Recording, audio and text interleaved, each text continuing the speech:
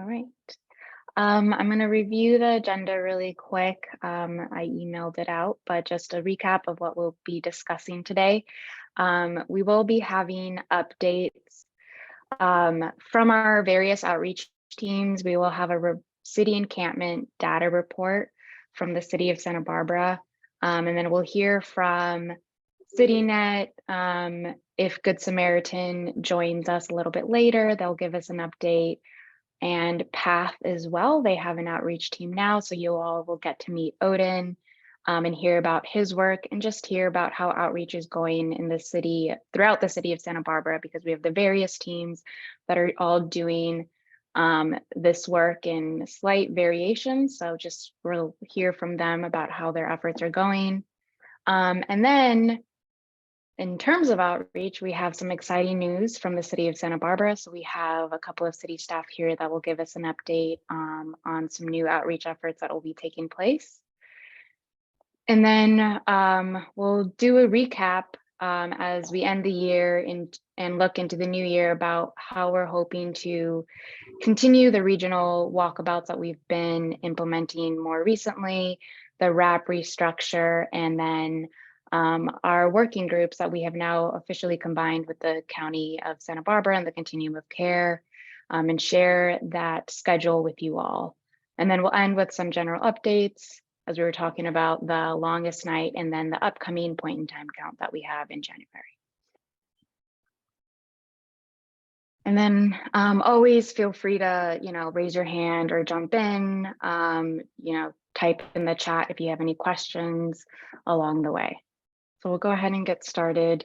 Joelle, we have you here with City of Santa Barbara.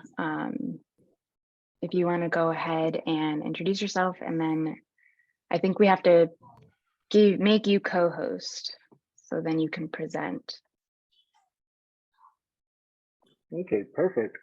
My name is Joel Ruiz, Code Enforcement Officer for City of Santa Barbara, along with Dwight Balding.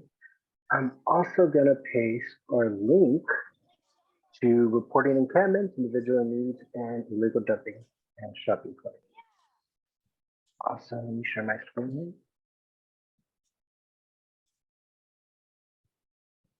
Is your camera on? It is. Okay, can you guys see my screen? Yes, but there's, oh, there it is. Yes. Well, today was our last RAT meeting. Okay.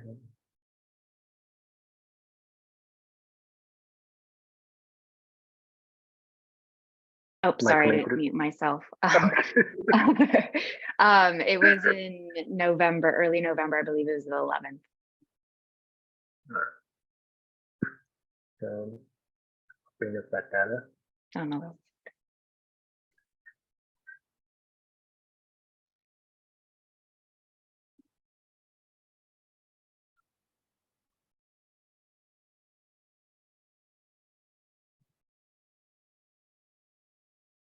I do apologize, my computer's a little slow. And then while Joelle is pulling that up, for all of you that are newer to the call, Joelle has posted in the chat the link to report encampments or any illegal dumping, shopping carts, or individuals in need.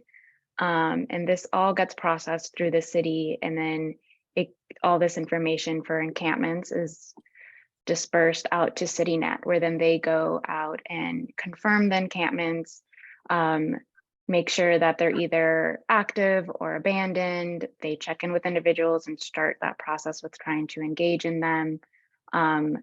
So we really encourage the community to use this link. It's the best way to help us track and identify encampments throughout the city. Perfect, thank you. And this is from the last month. And as we can see, we've had a big increase down here. This is a transit corridor. LRT said his team were out there this week, and they let us know about a few encampments out there. We went out there, we offered shelter. All the individuals did refuse, but they are scheduled for this week. And then we had a big increase on Caltrans. And from there, they kind of moved into the railroad along this area on Mission all the way to Carrillo. That's where we've noticed a big increase onto Caltrans. And then from there, they kind of moved onto the railroad. But besides that, any questions?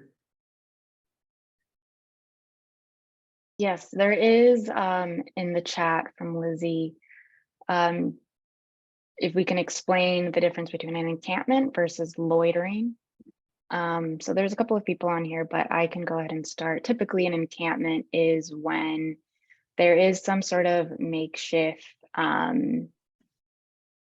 tent type of shelter that it has to is, fit those elements here. sorry, say that again, Joel? The elements for an encampment, it has to be a tent, like you said, a makeshift shelter. Also, or a bed. It can't be a sleeping bag. That's not one of the elements, or a non-city, can I say, kitchen kind of facility, like a burner that would constitute, that would fall under encampment. So those elements is what we look at to label it as an encampment. An individual on the sidewalk, that is not an encampment.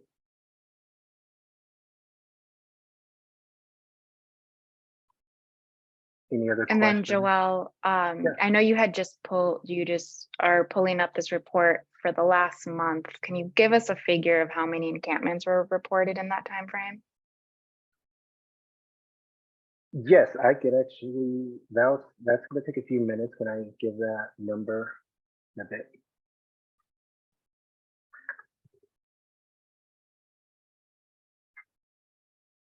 No, stop sharing my screen. He'll work on that, and then we can circle back to Joel to give us that figure as well.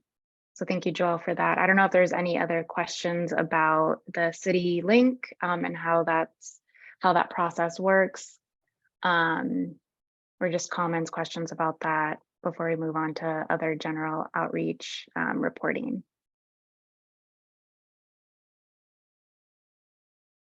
Okay. So we'll go ahead and get started with CityNet. We have a couple of folks here, Emily Koval and Al Ortiz. If you want to step in and take it away and give us a general update of how outreach has been going throughout the city. And Yeah, so our outreach throughout the city, our basic days, like I've mentioned on other meetings, we have Monday Milpas, Wednesday Waterfront, Friday State Street. We usually like to get in Salesforce on Tuesdays and throughout the week. It has been a little setback. We've been a little understaffed with a lot of the flu bug going on and everything else.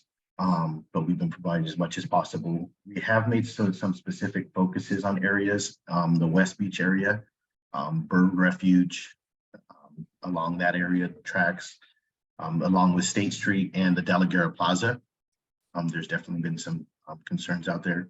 We have been receiving some direct connections to myself. So thank you guys all for reaching out that have some individualized community concerns that haven't come up on the through the link, the city link. So we have been, making stops at those areas. We had one on Coda Street. We had a couple on the 900 block of State Street that we've had responded to. So we have been getting those as well. One with the West Beach, we were able to get an individual into path. We've had our city events have been very successful so far as being able to get people off the streets and into shelter. So we are working on with them along with PATH, with case management and working towards housing with that. So we can't thank you guys enough for that. It makes our outreach a lot more successful with actually having opportunities for individuals to go indoors. We have been going out to Chase Palm Park, checking out that area during the day. There has been someone that's staying at the rescue mission and does go there during the day and hangs out, and then actually goes to the rescue mission at night, and actually has a housing opportunity coming up, an interview at the Gardens of Hope in the new year. So we cross our fingers for that. Hopefully that goes well and get another individual housed. And then I know our team has made it out to the workers area right there across street from the rescue mission, and providing collaborative outreach with Odin. I'll let them get a little more into it for some Spanish outreach. So we are trying to expand and reach, all the individuals in our community to be able to provide them as much services as possible. With that, like I said, that's kind of the updates we have right now. If there's any questions.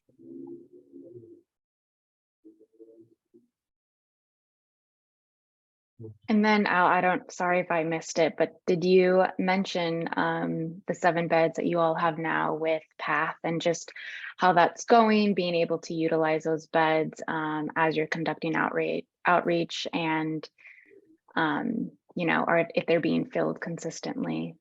Yeah, they were filled fairly quickly. I would say within a week and a half. There's some individuals that, if there are no shows for a couple of nights, like a 72-hour period, like I said, they're exited, but they do have the opportunity to come back into shelter if the bed's still available. As of this morning, there were 2 beds available. Now there's 1. So like I said, we definitely look to get that filled. And like I said, there is a lot more outreach, and I can definitely have Christina and our team more than welcome to talk about any outreach that they might have done today or have been working with clients to get into the beds. But yes, it has been successful. And we're continuing to grow and work with it. Liz and I have been having consistent meetings to try to see how we can, work it out. So we have beds. These are, we want to be able to keep them there as long as possible until they get housed is the goal, right? But at the same time, we're trying to strategically figure it out for the community, that if there's times and moments of concern within the community, that we're still trying to have some form of bed availability. So this is something that we're working on, coming together to brainstorm how we can work this stuff out. Luckily, PATH has, been very open to working with us in regards to trying to make that happen. But yes, it has been very successful so far. So if there's any concerns, please reach out to us. The referrals, like I said, they go through CityNet, SBPD, and the city. Yeah, on that same note, this is Christina with CityNet. Specifically to the 6 individuals who are currently on the City of SB beds, I just wanted to provide a quick update. One of them had her voucher appointment, so as soon as that voucher is issued, hopefully with all hands on deck with looking for housing opportunities for her, that will clear up 1 bed. And we're also, sorry, I'm out of breath. I just came up the stairs. But also 1 individual is going to be relocated and reunified with family on the 29th. So we're really, really excited for that. That'll clear up another bed. And then we're working in collaboration with Franco from PATH to get 1 more individual connected to Noah's Anchorage and enter their housing opportunities as well. So yeah, that's three that we hope to clear up very soon. And yeah, we're just working on making sure that people have access to those beds, and then at the same time working with them while they're indoors to make sure that they go on to bigger and better opportunities.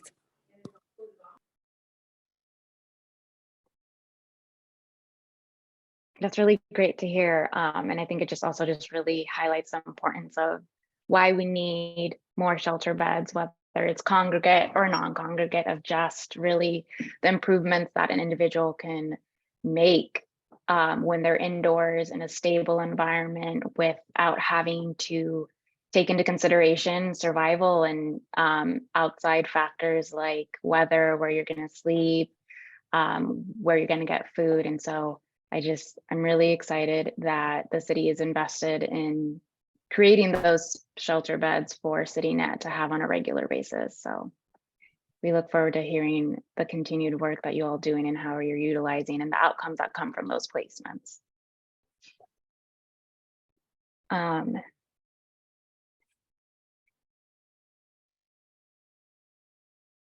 Oh, I just muted myself. I'm sorry. I'll pass it now to Odin. He is the outreach worker with PATH, and I'll let you go ahead and introduce yourself and talk about your work. Gladly. Hello, for all of you. For those of you who don't know me already, my name is Odin. I'm the outreach specialist for PATH Santa Barbara. It's a fairly new position, but so far I think I've settled into my role pretty well. Things have been going pretty good. Just a general rundown of PATH outreach.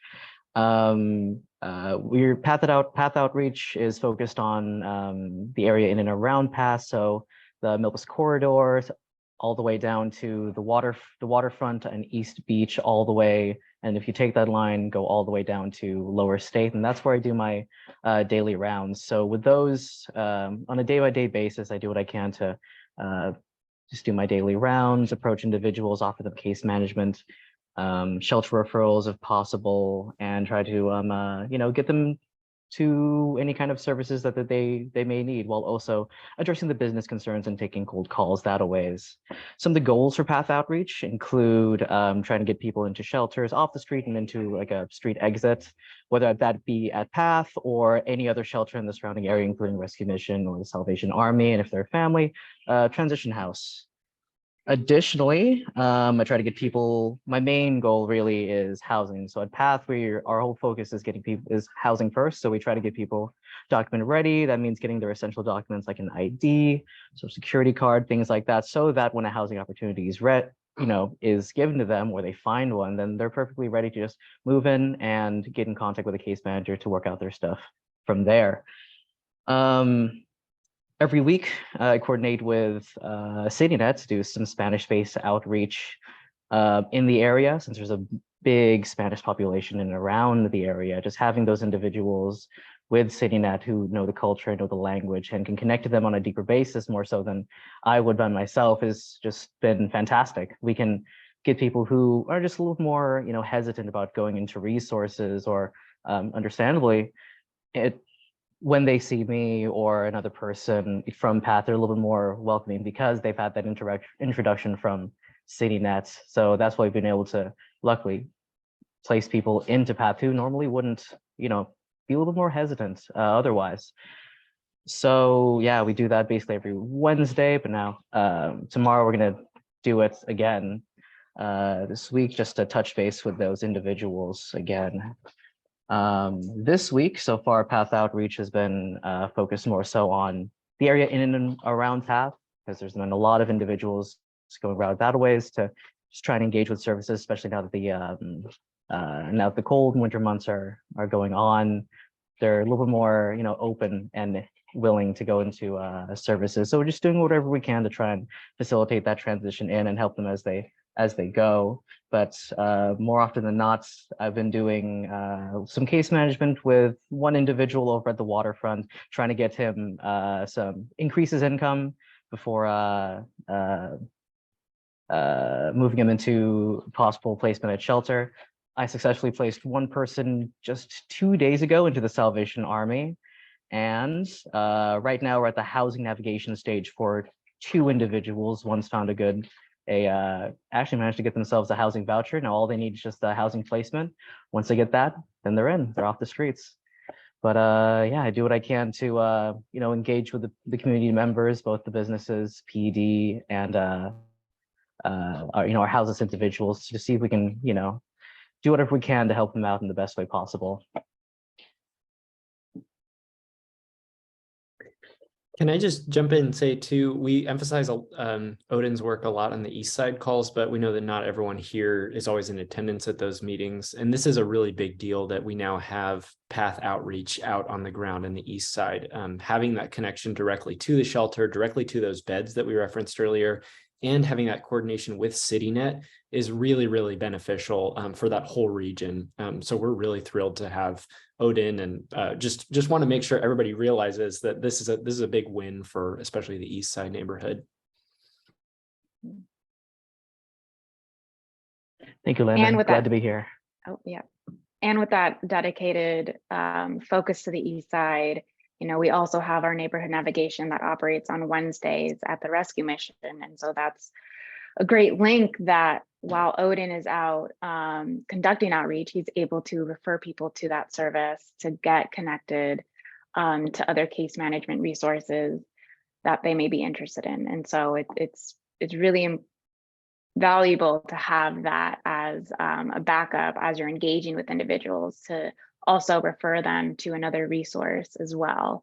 And then through the work that Odin and CityNet have been doing with conducting Spanish outreach, you know, it is really bringing to the table that need and what we need to do as a network of providers to support Spanish speaking. So we're going to be working with our neighborhood navigation providers and partners to better enhance that experience for those individuals on Wednesdays at the rescue mission, so they can attend and then actually really be starting that dialogue with what services they need to get connected to. So we're really looking forward to that. And honestly, that wouldn't have come to the table if it wasn't for PATH and CityNet kind of starting those new efforts. So really thank you all for that. And thank you for that continued work.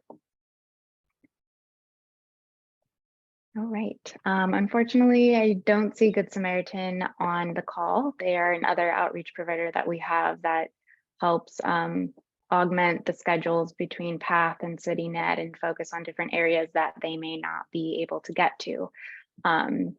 So hopefully next time they'll be able to join and give us kind of that update. But if there's any other questions or comments directed for outreach, this would be a great opportunity to just jump in. If not, we can move on. All right, no questions. Then I want to pass it to Liz Thoughts with the City or Barbara Anderson, whichever of you want to discuss the new news for outreach for the City of Santa Barbara. Go ahead, Liz. Hello. I was always a delay here when I try to figure out where the buttons are to unmute and turn on the camera. We've been talking about this for a few months, but we got a proposal from CityNet to do some to do two things. We are continuing our daytime street outreach services for another calendar year, so that'll be going into effect. But CityNet also submitted a proposal to do night and weekend outreach, as we have been talking about for quite some time. So we're going to council on January 24th to approve that contract. I just gave Emily and Bradfield House the news that we reviewed their proposal. I think Emily's here and she could talk about the details. I know she was the one scrambling to write that proposal for us. But basically their new service hours time will be Monday through Thursday from 7:30 a.m. to 6 p.m. So they'll be working 10-hour shifts, but they will also be working from Thursday through Sundays from 11:30 in the morning till 10 p.m. at night. So, this is huge because our minimum was Thursday through Saturday. Now it's Thursday through Sunday. It's amazing. We're so thrilled that that was the proposal and we're able to make it happen. yeah. So, you know, this is the first time we've done this. So it will be a little bit of a learning curve for all of us, but the particularly just to note that the Thursday through Sunday evening and weekend coverage is specific to the downtown area and the waterfront. So let me pull up the specific areas. State Street from Mitchell Torino to Cabrillo Boulevard, and 1 block east-west to Anacapa and west to Chapala. And the waterfront from Castillo Street to Chase Palm Park. So this will be the coverage area. As part of this weekend, night and weekend service, CityNet will also be providing a rapid response call line. So that way businesses in the area can contact CityNet to try to help out with the situation, or, you know, they can help out PD. So the services that will be provided during the night and weekends will be limited because a lot of the service providers that are out during the day will not be available in the evening. But CityNet has the experience to de-escalate situations and has those relationships that can hopefully get people to at least, diffuse situations and engage them to continue services when things open up in the morning. So it is a great opportunity. That So, combined Liz, with, do you need support from business owners at that city council meeting? Do you need a letter or public speaking to happen? so we hope to have this item as a consent item so we can approve it quickly, but they always accept letters or emails of support. So if you want to do that, that would be greatly appreciated. I'll definitely get that started. Thank you so much. We needed this, and it's going to make such a big difference in that little window that we've had a gap. So thank you so much for your hard work on that. We're very excited, and thank you to CityNet for submitting a proposal and looking forward to continuing a good relationship. And we're really hoping that this supports PD and that night and weekend time because CityNet is in that exceptional, unique place to spend the time to sit with folks, to de-escalate, to try to address their immediate needs for food and water, right? And be able to build that connection. And if it's someone that we're familiar with, we're continuing to build that rapport in those hours and that time of day. So Liz, thank you so much for your work. We are so grateful that council has been supportive of this. We're also grateful that the downtown business corridor has been supportive of this. And we're really looking forward to learning about what we're able to do and accomplish during these hours, the support that's needed, the time of day and the days of the week. We're going to be learning about the presence, if it's productive, if it's valuable, if it's kind of building that continuity to daytime case management and outreach. So it really is a learning opportunity across the board, and one that we know that our other friends in other cities in Southern California are going to be looking at as well in terms of that coverage. So and CityNet has shared with us that they should be able to find that team for those hours as well, and we'll be able to keep some great folks in the region in that regard. So good news all around for the new year. Yep, and I also want to celebrate that the levels of coordination that we're seeing, unprecedented levels of coordination we're seeing among service providers and city staff. So this has been a really great time. And it's exciting to see what we can all build together. So thank you, everybody. And again, just pointing to the importance of having access to beds at shelters, because PATH is a 24-hour shelter, and having CityNet connected with them and securing those beds there as they're conducting evening and weekend outreach, they'll be able to make those referrals. So again, that's really important, and we're really looking forward to see the results of that. With that being said, I'm going to share my screen now and discuss, we have a lot of outreach providers at the table now between CityNet, Good Samaritan, PATH, and all of this coordination that's happening, and kind of what that means for us as a collaborative as we head into the new year. So I wanted to share with us kind of what we're hoping to continue to implement into the new year, some new changes, and really just looking into the new year about the work that's going to be done now with all of these amazing opportunities. So can everyone see my screen? Okay, great. So first off, we've had more recently in the month of December, we've had walkabouts dedicated for State Street and Waterfront, and we were playing around with the structure of those walks. And we've landed on having them really focused on two purposes. So we have a group of everyone coming together, and these walks are going to take place on the East Side, Waterfront, and State Street. But the group is then divided into two teams, where one is led by outreach providers, where they're interacting with individuals as we're walking along the area that we're focused on, and engaging with them, because the purpose that we're really hoping to get more in detail into the new year is knowing everyone by name and knowing what their needs are. And so these walks with outreach and engaging individuals on the walks is really allowing us to start to build those relationships and ultimately that by name list. The second part, or the second group, is going to be more focused on business engagement, going to businesses, checking in with them face to face, hearing from them some of the impacts that they're seeing more day to day, or even receiving feedback from them of if they're seeing a reduction in those impacts because of the work that's being done. And ultimately, you know, giving them those resources, making sure that they have information like the city link. They know how to connect with ambassadors, are able to connect with outreach directly if needed, but just really, you know, checking in with them and hearing from them. So then as we're working with the outreach providers during our wraps, we're able to deploy a plan, you know, focus on areas that are mostly impacted, making sure that teams are going to specific areas along the east side, or whether we need to focus more on the East Beach or the waterfront or West Beach. And then, you know, there's Upper State Street and Lower State Street. So also just focusing on where we need to direct a lot of those services.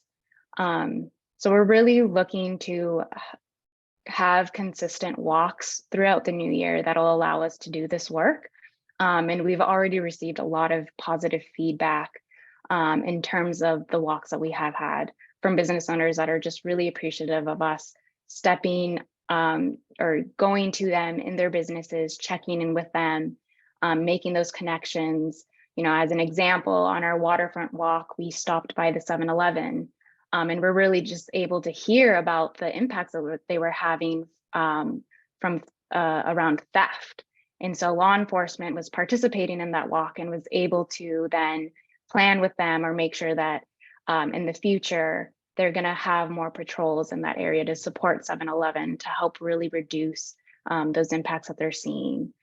So that was just a really important connection that we were able to make, as well as what's also happening that I don't think we intended to, but I think it's another positive outcome of the walks, because we have city staff on the walks. We're able to just start to see, like, structurally along State Street or the waterfront or wherever we are, some things that need to be improved. You know, do we need more lighting? Do we need to add fencing around certain areas, not necessarily to like prevent people or caging areas, but, you know, as an example, recently on our State Street walk, there was a little tiny alleyway between a business and a building, and it just had served no purpose. But because it was kind of hidden and out of the way, it was an area that a lot of individuals that were unsheltered were using, unfortunately, to go to the bathroom and things like that. And so how can, as a city, we can look to areas like that and try to think of solutions that we can to help mitigate some of those impacts. So I think that's been a really positive impact of the walks, of just being able to see kind of structurally what we can do to help improve the environment. And so really the walks lead us then into our wraps and how we're hoping to restructure them. So we host the East Side Wrap twice a month. We have the Waterfront State Street Walk, or Waterfront State Street Wrap, that takes place once a month. And then we have the all-call wrap meeting. And so we're really hoping to change the restructure into two portions, where we have the first portion of the meeting be the open session, where, as we always have, we're inviting businesses and the community members to join us for that first portion and share those concerns, those areas that we want to focus on, even bringing individuals that they're seeing on a regular basis that they would like to bring to our attention, as well as, you know, we'll be sharing all of the work and updates of those outcomes that we're seeing because of all of this work. And then moving to the second portion of the call, which would be a closed session. So as we're conducting these walks and creating that by name list and interacting with people and getting to know them, we also want to make sure that we're really working towards supporting them. And so that second portion of the meeting will really allow providers to coordinate efforts and really kind of talk about what those needs are, what are the challenges that they're seeing with individuals, and us being able to talk through some solutions, what referrals can be made, what are some appropriate approaches that could work compared to some things that aren't working. And so because it's getting really into the details of case conferencing and individuals, for privacy reasons, we need to have that be a closed session. So it'll be providers and certain city officials or city staff that participate in other meetings like case conferencing that'll be there to participate in that. So I want to pause there and kind of just see if there are any questions or comments about, the new plan as we head into the new year. I want to note just that we're excited about this change with the RAP structure that Catherine's talking about, because it allows us to basically hear the feedback from the community and then immediately turn right around 10 minutes later and begin coordinating solutions to each individual concern that's raised. So we do encourage you to help get the word out about those RAPs so that we can get the community members there who have the concerns. Speaking as from a business owner's perspective, I think you'll start to see, if you notice, I don't know if there's any other businesses other than me on this call, but I think with this new structure, you'll start to see more business operators participating. So I think this is a great restructuring. And, I think I don't think you really showed or really expressed what a big deal those walks were the past couple weeks. I mean, it wasn't just like city folks, it was the mayor, the chief of police, the city administrator's office, the key people in the city, as well as all the service providers. I know the business owners of the West Beach area are still talking about it. So it was well organized, it was well attended, and the follow-up for the folks that you encountered during that walk was incredible. So it's just a big bravo all around. I think that's the type of activity that is going to make a difference in getting folks from being visible to actually having services and eventually shelter. So thank you for that.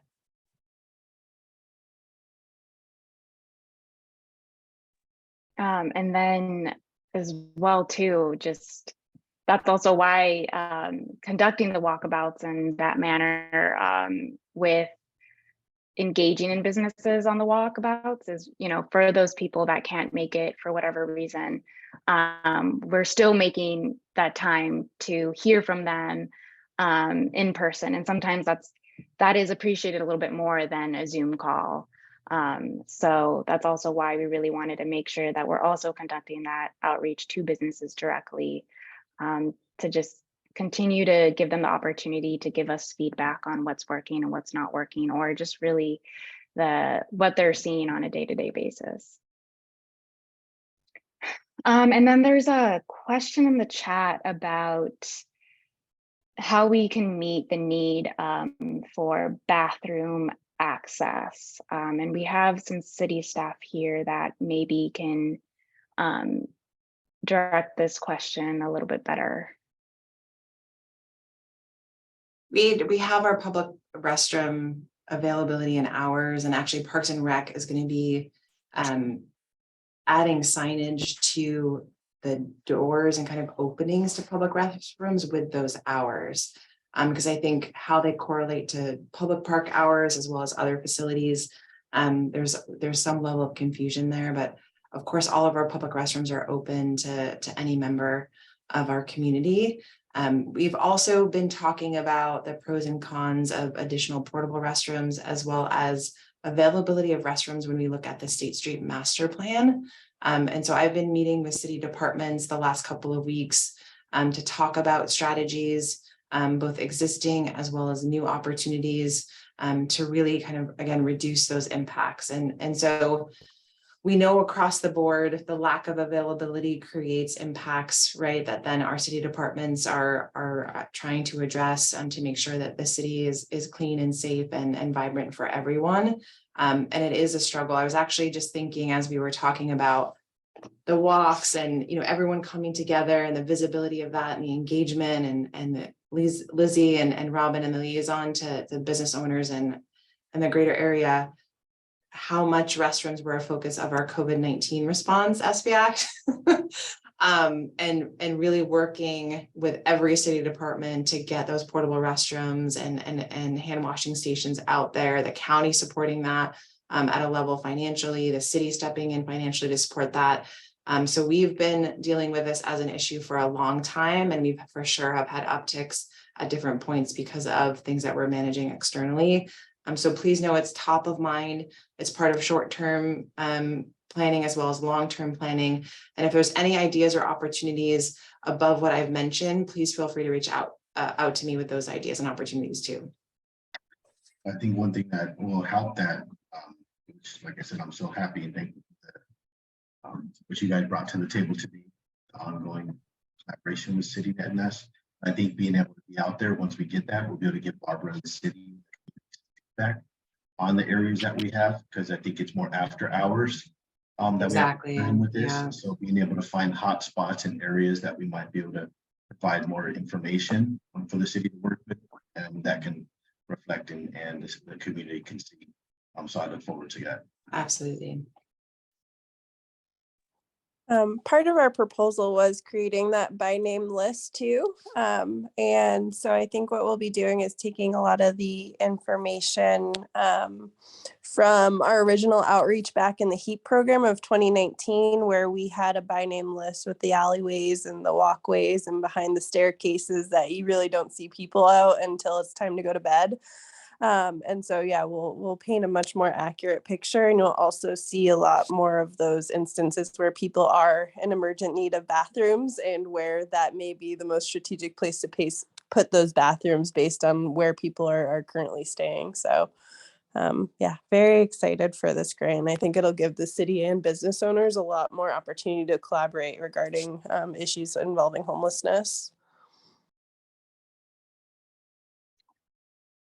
Thank you. And I mean, we'll definitely, for the all call wrap, that structure will stay the same. It'll be a full hour, it won't be a closed or open session. So we'll be bringing you all a lot of the updates that we're seeing from these new efforts and outcomes there. And then I wanted to share with you all the working groups that we have merged now with in partnership with the Santa Barbara County Continuum of Care, just giving you an update that we've been able to land on scheduling for them. And if you're interested in joining any of these working groups, you can feel free to contact me. My email there is at the bottom and I can add you. I will be sending out an email reminder with all of this information to the existing groups, but I just wanted to share this with you all and give you all the opportunity to join if you haven't in the past. And so the working groups, we will have four working groups that SB Act is partnering with specifically. And we have the first one, which is we've combined the homeless retention and prevention working group. So this group will focus specifically on, oops, wrong side. Oh no. Focus specifically on preventing first-time homelessness. So trying to implement strategies to deter people from entering the homeless system, as well as what strategies we need to put in place when someone is placed into housing, retention services, that journey that someone enters once they're housed is going to look drastically different. And so we want to make sure that we are reducing any returns to homelessness that take place. The next working group, it's a newer one. It's increasing income, both benefits, non-cash benefits, and employment overall. So that could be also including access to disability income like Social Security, SSDI, as well as how do we, for individuals that are able to work, how we can support them in entering the workforce. And then we have shortening homelessness. This group actually started with focusing primarily on family, but then it expanded into all individuals that are experiencing homelessness, and how we can, what processes or what services that we need to put in place to enhance, or how do we enhance services to reduce length of time that someone is experiencing homelessness. And then we have the interim housing and shelter working group that focus on strategies to increase access to shelter, and then increasing the rates at which individuals are accessing housing. So those are the 4 working groups, and they'll all be taking place on a bi-monthly schedule on the 3rd Wednesday of the month. And then you'll see times below for each group, with the interim and housing shelter group still needing to land on a time there. But I will, once we have that time figured out, I will be updating everyone via email. So I just wanted to update you all there that these groups will officially start meeting in this combined, or in this collaborative partnership with the county and our continuum of care in February of 2023. So I don't know if there's any questions regarding the working groups.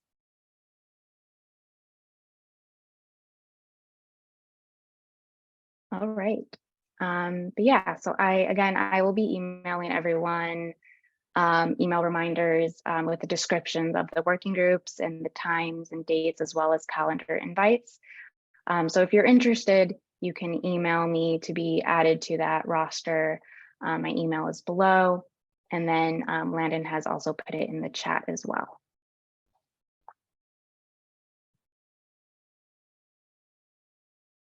I'll go to this one first. And so as we were talking about in the beginning of the meeting, tonight at 6 p.m., so in a couple of hours after this call ends, we have the longest night. And this is a countywide event. So there's going to be one taking place in South County and in North County, where we honor those individuals that have passed away on the street, unhoused, unsheltered. And it's just a beautiful ceremony to be a part of. Thank you, Landon. He's placed the RSVP in the chat. And that's also an opportunity for you to receive the link for the live streaming if you're unable to attend. But I really encourage you all, if you haven't, to attend, invite your friends, family. It's a beautiful ceremony, and it just really highlights to, even though we're making tremendous progress, you know, there's a lot more work that needs to be done so that people aren't dying on the streets. So that'll be taking place tonight at 6 p.m. at the courthouse. And then this is a save the date. In January, we have the point in time count, which is taking place on the 25th, which is a Wednesday. The time actually is from 5 a.m. to 9 a.m. And this is a HUD requirement where counties and communities throughout the state are mandated to conduct a count of the unsheltered population. And this helps us with analyzing any trends that we're seeing within our unsheltered population, as well as that information then can determine funding opportunities to enhance programs or to create new programs within our community. So it's really important that we have enough volunteers to help conduct the count and cover all of the geographical areas that are needed. So Landon has placed the sign up link in the chat. Please share that within your networks. Invite friends, families. The cutoff line is going to be January 19th to sign up and to volunteer, but so there's plenty of time now. So please share, you can sign up. If you have any questions regarding the count, you can always reach out to us as well to for any questions or concerns that you have, and then we can get back to you on that. But that is coming up, so please share, please volunteer. And that is the main updates that we had for you all. So I'm gonna stop sharing my screen and open it up to you all if there's just any regarding the point in time count or longest night or anything that we discussed. If you wanted to ask a question or comments, concerns, or just if there are any other general things regarding homelessness and kind of the initiatives throughout Santa Barbara that you want to bring to the table now. I just want to share my appreciation and gratitude to everyone, including SB Act. I can't believe another year has gone by. It's pretty wild.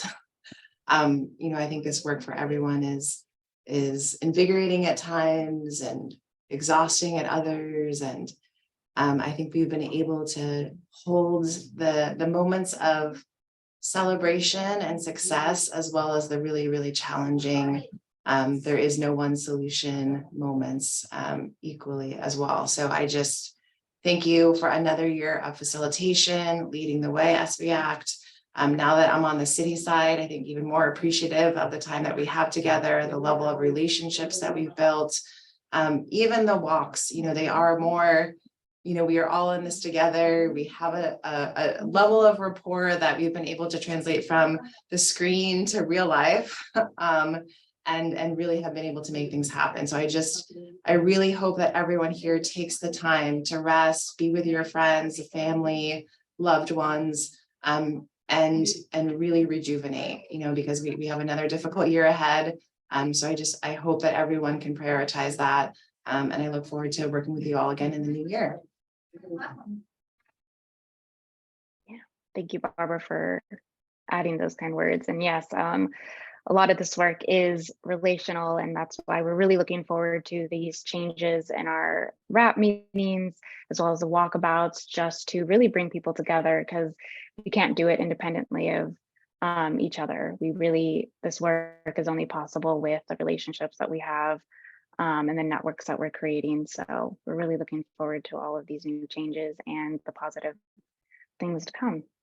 So if no one has anything else to say or any other questions, we will end a little early, and you can have more time to get ready for the longest night if you all are going to be attending. All right, y'all. Happy holidays. Stay safe. Happy All right. holidays, everyone. Thank you, everyone, for being here. Happy holidays, and we'll see you in the new year.